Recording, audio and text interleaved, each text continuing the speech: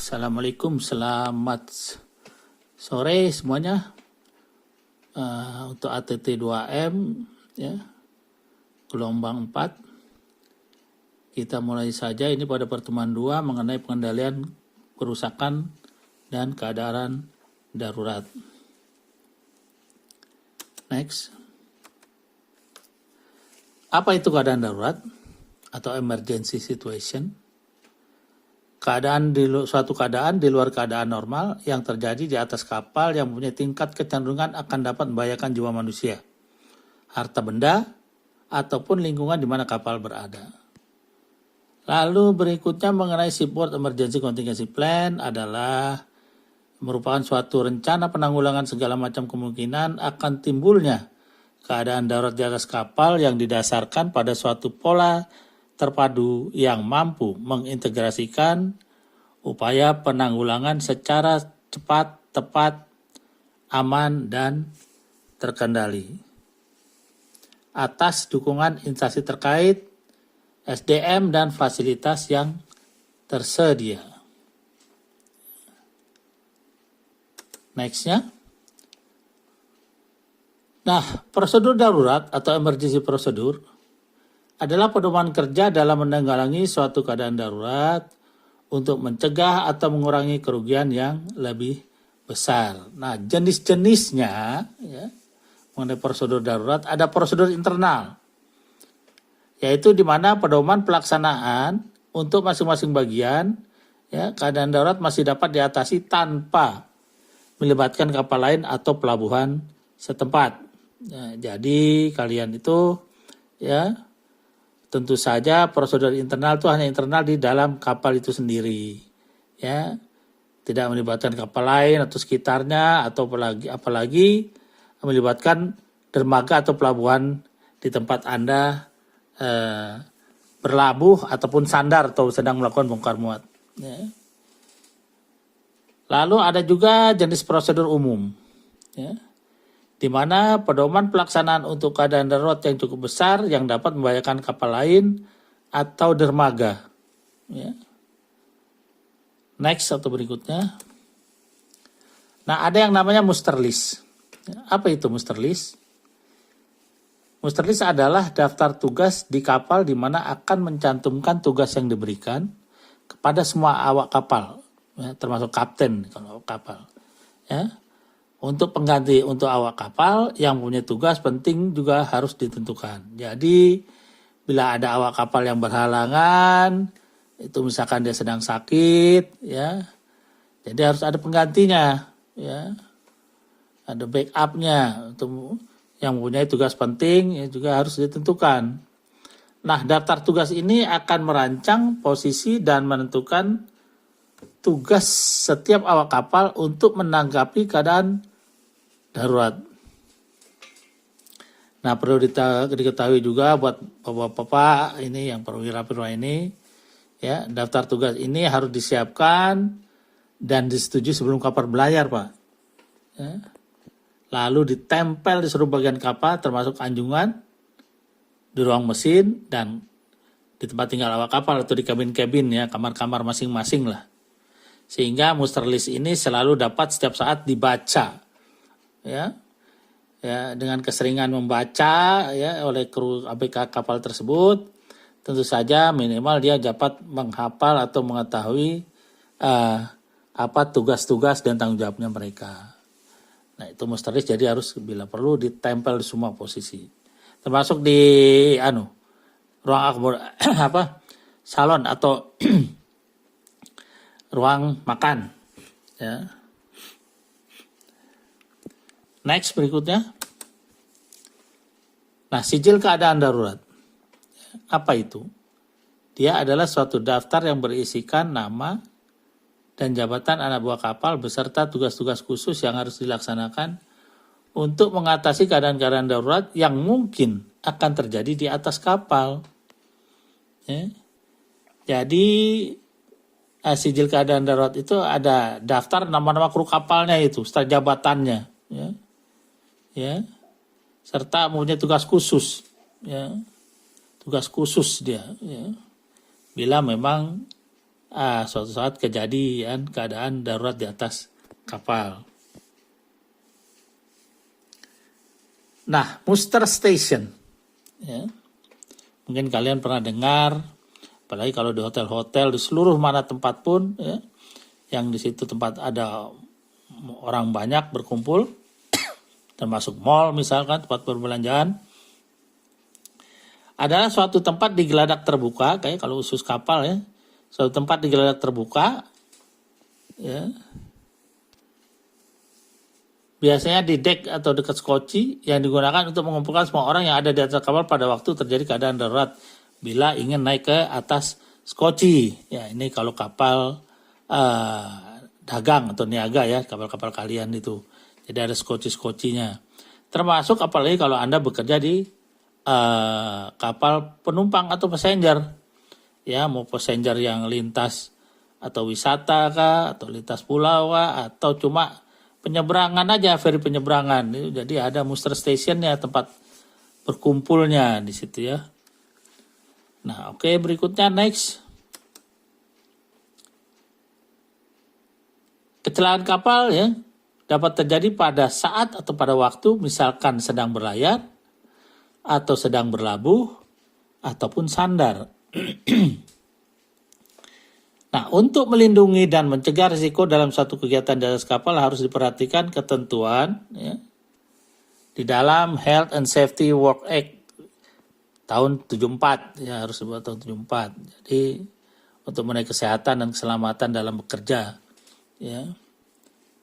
Nah, kapal laut yang bergerak dengan daya dorong pada kecepatan bervariasi melintasi berbagai daerah pelayaran ya dalam kurun waktu tertentu dapat saja mengalami masalah yang disebabkan oleh berbagai faktor yang tidak dapat diduga sebelumnya, yang pada akhirnya akan mengganggu pelayaran. Misalkan, ya tiba-tiba menabrak karang kapalnya, ya, sehingga terjadi kebocoran dan akan menyebabkan harus meninggalkan kapal.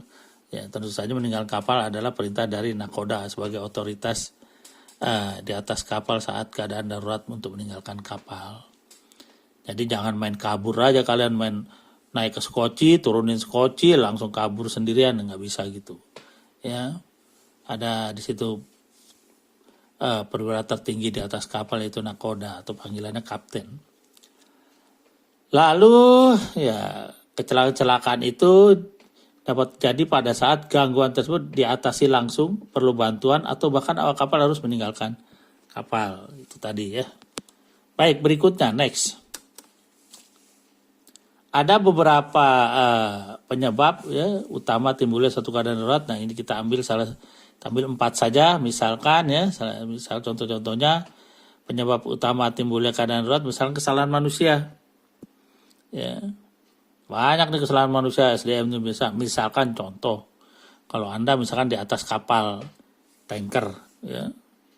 Udah tahu dilarang merokok tapi karena kelalaian ya, atau Anda mungkin alfa ya, kecapean jadi tidak konsentrasinya kurang, merokok di luar tempat yang dikhususkan atau keluar dari kamar atau ada tempat ruang khusus di kapal, terbakarlah itu kejadian kebakaran di atas kapal. Itu kesalahan manusia yang kadang-kadang begitu teledor.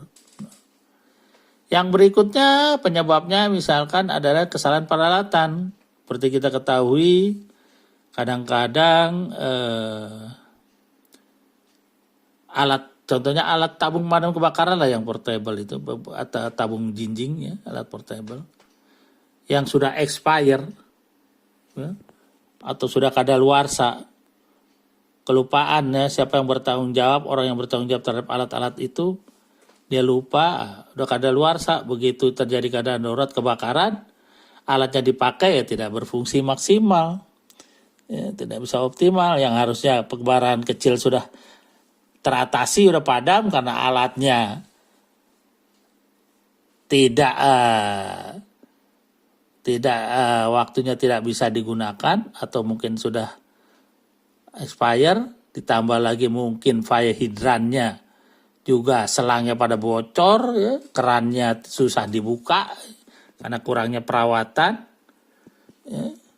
Akhirnya ya makin keadaan daruratnya makin membesar apinya. Yang berikutnya penyebabnya yaitu keadaan darurat kesalahan prosedur. Ya. Contoh ya, kesalahan prosedur itu misalkan ya. Keadaan darurat itu kan harus ada tanda bahayanya. Ada sinyal-sinyalnya atau tanda-tanda yang harus disampaikan ya keadaan darurat itu. Ya. Nah, harusnya misalkan dalam keadaan darurat kebakaran contohnya atau orang jatuh ke laut yang mestinya orang tersebut adalah yang berada di tempat kejadian yang terdekat melaporkan atau membunyikan tanda bahaya, dia nggak ngikutin prosedurnya, ya, urutannya. Ya. Misalkan orang jatuh ke laut, yang harusnya dia melapor dulu atau membunyikan tanda bahaya, ada orang jatuh ke laut, nah, dia main lompat aja, mau nolong ceritanya menjadi pahlawan, ya matilah dia. Ya. Jadi kalau orang jatuh ke laut, jangan coba-coba menjadi pahlawan walaupun Anda adalah pintar berenang atau juara olimpiade renang. Ya kalau di tengah laut udah nggak ada cerita itu kau juara renang. Jadi hati-hati, ya harus waspada. Jangan coba-coba menolong. Ya lapor dulu ke semua orang atau terutama komandan di atas kapal pimpinannya. Dan paling bagus membunyikan tanda bahaya atau tanda sinyal keadaan darurat. Orang jatuh ke laut itu bagaimana? Itu. Lalu berikutnya ada pelanggaran terhadap peraturan. Nah ini peraturan ini ya. Misalkan ada aturan-aturan dari pusat atau dari perusahaan. Bila keadaan darurat Anda harus melakukan aturan-aturan begini ini ya. Anda tidak lakukan itu aturan-aturan yang ada karena tidak paham. Kenapa tidak paham? Karena jarang latihan. Jadi memang kuncinya di sini adalah untuk kecerdasan Anda harus sering-sering latihan atau drill. Baik. Berikutnya, next. Keadaan darurat di kapal dapat merugikan nakoda dan ABK, pemilik kapal, lingkungan laut, dan terganggunya ekosistem dasar laut. Yang kedua, perlu pemahaman kondisi keadaan darurat agar memiliki kemampuan untuk dapat mengidentifikasi tanda-tanda keadaan darurat sehingga situasi tersebut dapat diatasi. Itu tadi ya, kemampuan dapat mengidentifikasi. Ya. Jadi misalkan keadaan darurat, contoh tadi yang orang jatuh ke laut atau kebakaran, ya, dia mengidentifikasi dulu tanda-tanda keadaan daruratnya. Di kedaruratan apa nih? Itu sehingga Anda membunyikan tanda bahayanya tidak salah atau tanda keadaan daruratnya tidak salah sinyal-sinyalnya. Lalu berbagai macam jenis keadaan darurat, misalkan ada keadaan darurat dalam kapal tubrukan, kebakaran atau kapal kandas atau kebocoran yang menyebabkan tenggelam atau orang jatuh di laut, dan terakhir adalah pencemaran. Nah biasanya keadaan darurat pencemaran ini jarang sekali latihan nih, gimana penanggulangannya. Ya padahal peraturan atau cara-caranya sudah dibuat. Kalau tidak ada ya Anda harus buat sebagai perwira di atas kapal. Penanggulangan pencemaran, keadaan darurat dalam hal pencemaran laut. Ya. Kalian itu sebagai ABK, ya kru kapal semuanya, apa yang harus dikerjakan? Dan siapa yang bertanggung jawab? Ya. Jadi itu harus ada. Makanya harus sering latihan. Baik, berikutnya, next. Misalkan keadaan darurat tubrukan. Ya. Bisa dengan kapal, dermaga, atau benda lain yang dapat menimbulkan kerusakan, korban manusia, tumpahan minyak laut, pencemaran, dan kebakaran. Ya, kalau tubrukan nih. Misalkan ke dermaga, nabraknya. Bahaya juga tuh kalau dermaga di situ lagi sepi, ya masih mending lah. Tapi kalau banyak kapal di situ, dermaganya ditabrak langsung runtuh, wah, jadi bisa ada korban jiwa di situ. Jadi hati-hati, makanya misalkan kapal itu makanya bisa semuanya perawatan yang baik itu jangan sampai apa kapal nggak bisa mundur. Kapal ini kan nggak ada remnya. Remnya ya hanya mundur lah, menahan lajunya kapal. Itu bukan kayak otomotif, mobil atau motor. Kalau di daratan, di laut nggak bisa dia. Ya.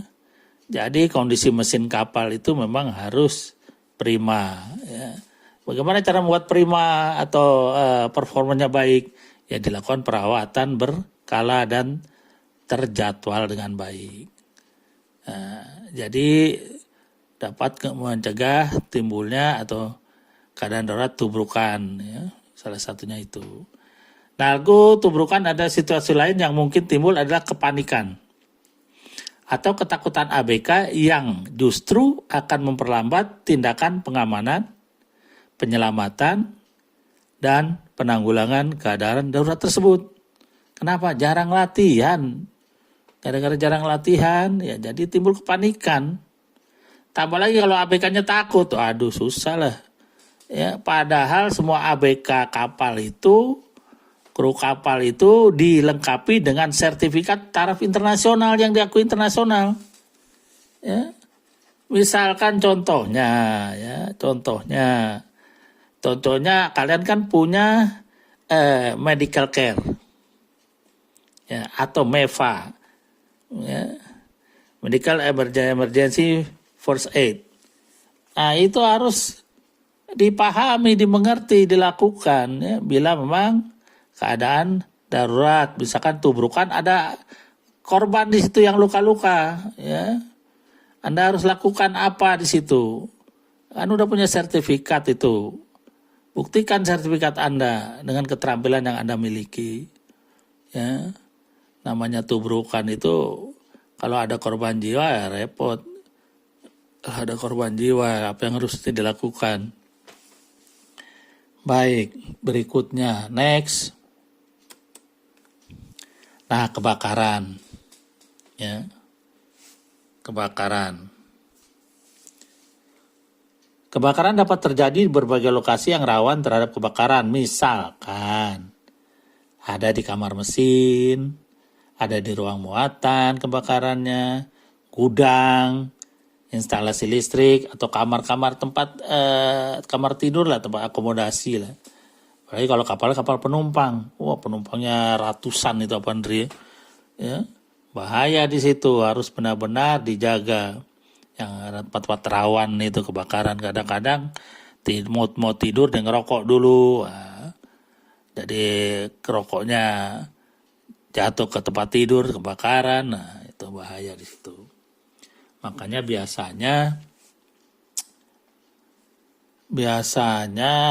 di kamar-kamar akomodasi itu ada smoke detector.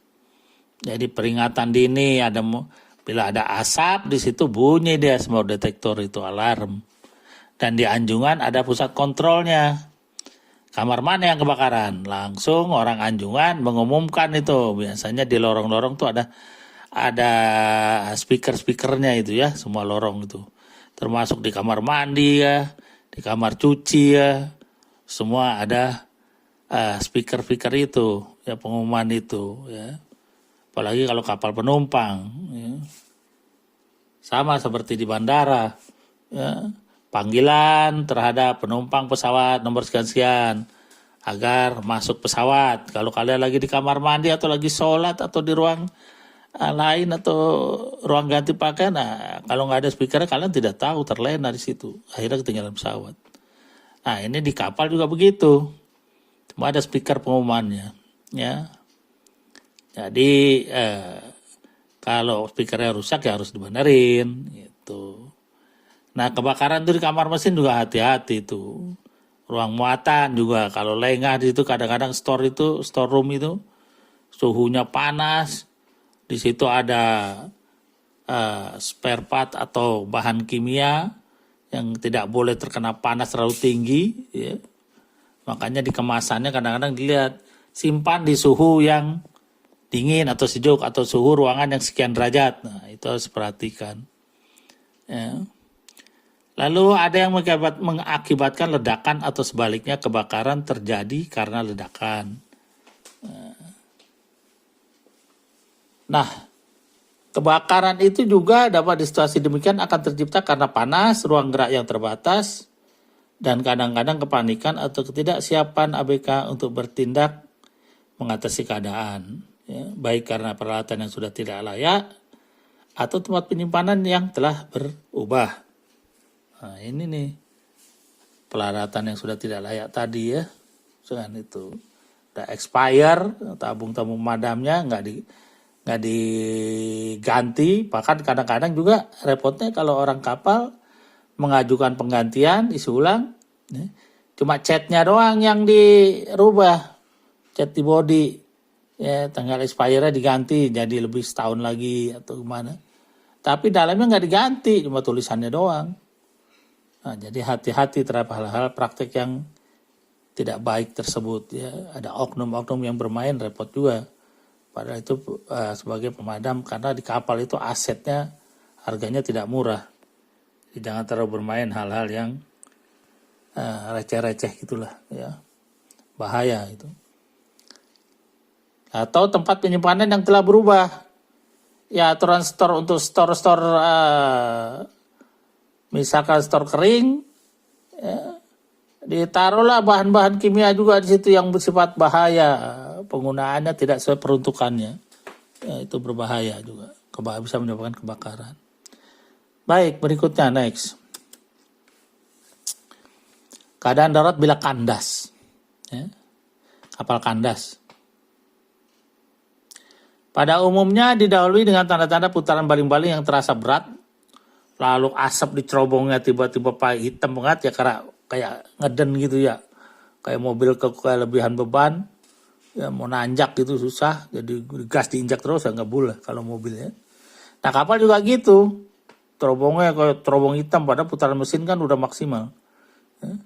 Lalu badan kapal bergetar karena langsung kayak duduk di atas daratan gitu ya, tetap jalan dia gitu ya, bergetar dia, kecepatan berubah dan kemudian berhenti mendadak. Nah udah duduk dia duduk di atas karang atau daratan ya, dangkal gitu ya. Nah, itu keadaan darurat. Nah bagaimana Anda harus melakukan dan apa yang harus diperbuat dan bagaimana tugas tanggung jawabnya. Nah, itu kalau nggak sering latihan lupa itu. Kandas pada saat kapal tidak bergerak sangat tergantung kondisi dasar laut atau sungai ya. Biasanya nanti tunggu pasang surut. Makanya kalau masuk sungai itu kapal biasanya nakoda tuh tahu daftar pasang surut ya, misalkan, atau pakai pandu di situ, karena pandu daerah mengenal daerah paling ahlinya dalam daerahnya yang dia tugaskan di situ.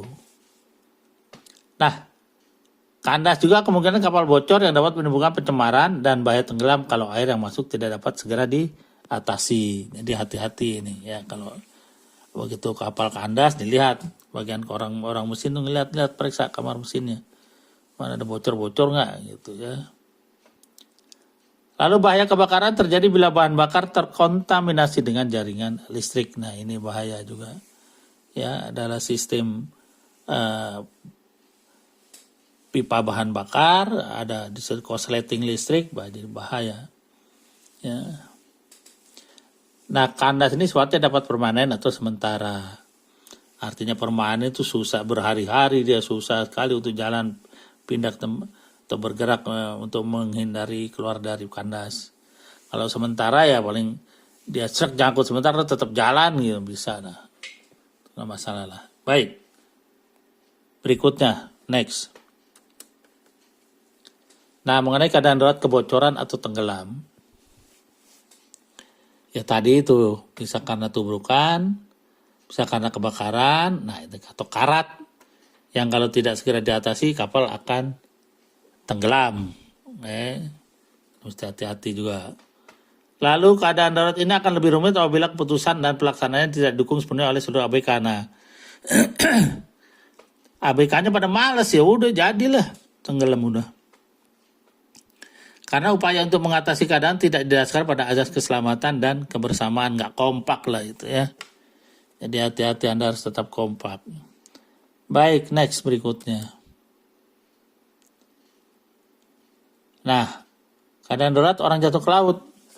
Dia merupakan suatu bentuk kecelakaan yang membuat situasi menjadi darurat. Pertolongan yang diberikan tidak mudah dilakukan karena sangat tergantung pada keadaan cuaca yang saat itu serta kemampuan yang memberi pertolongan dan fasilitas yang tersedia. Misalnya cuacanya nggak bagus ya, udah kapal oleng goyang kiri kanan, ada orang yang tetap duduk-duduk di tempat yang pinggir railing lah, pinggiran kapal. Tiba-tiba mendadak kapal olengnya makin menjadi ya, dia kepleset jatuh ke laut. Nah, jadi lebih baik Anda berdiam diri di tempat yang aman. Ya, kalau misalkan lagi ombak besar, jangan sampai jatuh malahnya. Ya. Baik, berikutnya next. Karena buangan pencemaran, misalkan karena ada buangan sampah, tumpahan minyak pada waktu bunker, nah ini hati-hati. Membuang balas lebih dari 15 ppm, nah itu. Orang odek itu cuma ngorder aja, buang balas. Pakai orderan buku, kalau saya dulu zamannya pakai orderan buku. Buang balas tangki berapa, balas tangki berapa. Itu. Kita paraf, ikut tanggung jawab situ. Nah kalau lebih dari 15 ppm berarti melakukan pencemaran. Ya.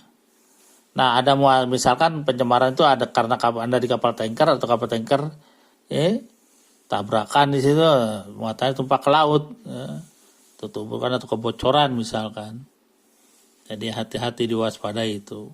Kalau kapal tanker dan kapal umum pada umumnya gitulah kalau pencemaran. Hati-hati karena dendanya besar.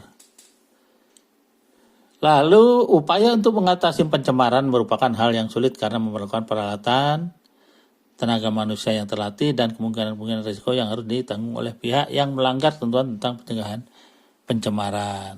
Ya. Jadi mengatasi pencemaran itu memang sulit karena pakai alat-alat khusus. Ya. Misalkan pakai water boom dulu, ya di situ oil boom lah.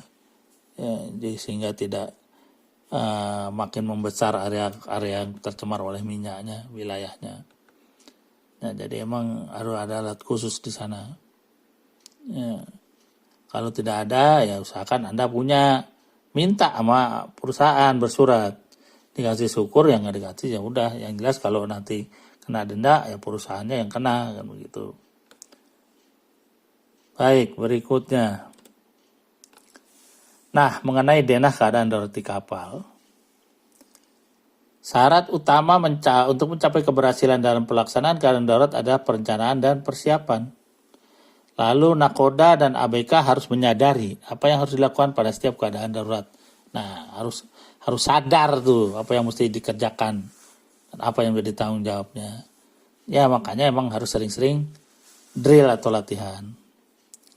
Lalu denah keadaan darurat di kapal, misalnya nakoda dan ABK harus mengambil keputusan secara cepat dan tepat untuk mengawasi atau bertindak sesuai dengan keadaan darurat yang ditimbulkan. Ya. Jadi kalian itu bersama nakoda harus pandai mengambil keputusan, ya, yang cepat dan tepat, ya.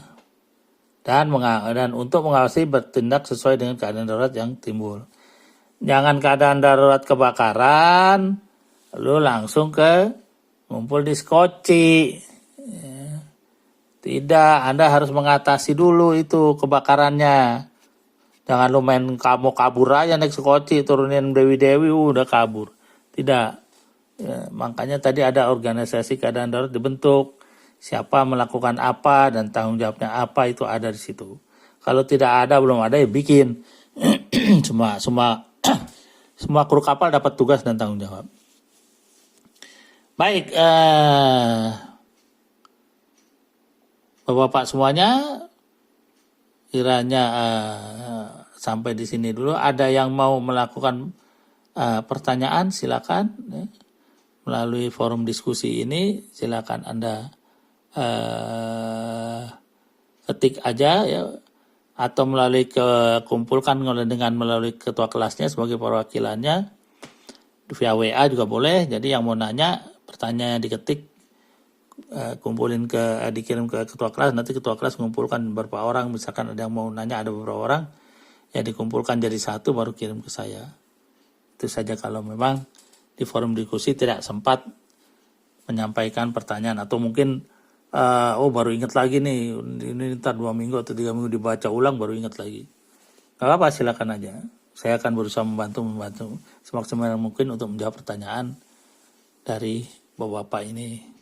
Baik, demikian Bapak-bapak ya, dan yang hadir di sini saat ini ya. Terima kasih atas perhatiannya. Kalau ada pertanyaan sekali lagi silakan diajukan di forum diskusi ini ya. Ketik aja dulu ya. Ketik baru nanti tinggal di upload lah. Ya. Terima kasih semuanya atas kehadirannya. Kita jumpa di jadwal atau hari yang jadwal pembelajaran berikutnya. Wassalamualaikum warahmatullahi wabarakatuh.